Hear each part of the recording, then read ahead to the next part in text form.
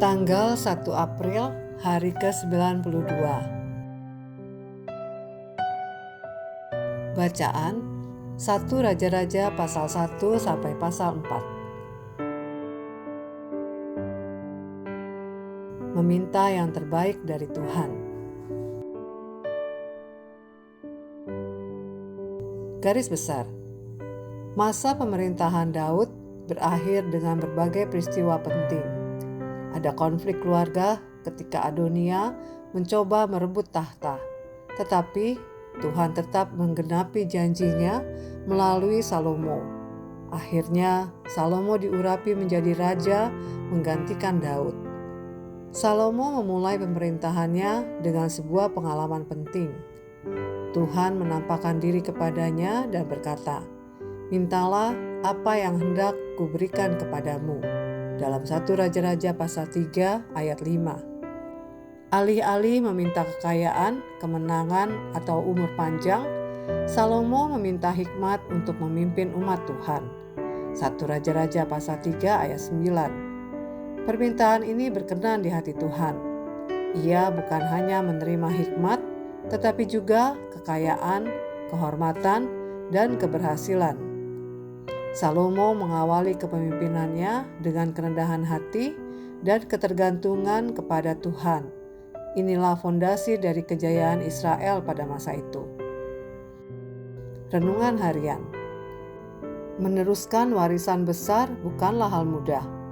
Salomo harus menggantikan Daud, raja besar yang dihormati seluruh Israel. Tekanan itu pasti tidak ringan.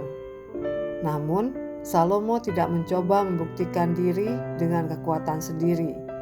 Ia meminta hikmat kepada Tuhan. Ia sadar bahwa tanggung jawab besar membutuhkan pertolongan Tuhan yang besar. Bagaimana dengan Anda? Mungkin Anda sedang menghadapi tanggung jawab baru di keluarga, pekerjaan, atau pelayanan. Anda mungkin merasa tidak siap atau tidak cukup mampu. Belajarlah dari Salomo, mintalah hikmat kepada Tuhan. Tuliskan 1 Raja-Raja pasal 3 ayat 9 dan renungkan. Berikanlah kepada hamba-Mu ini hati yang faham. Biarkan ayat itu mengingatkan Anda bahwa Tuhan memanggil Anda untuk menjalani panggilan Anda sendiri, bukan membandingkan diri dengan orang lain. Hikmat dari Tuhan lebih berharga daripada semua pencapaian manusia.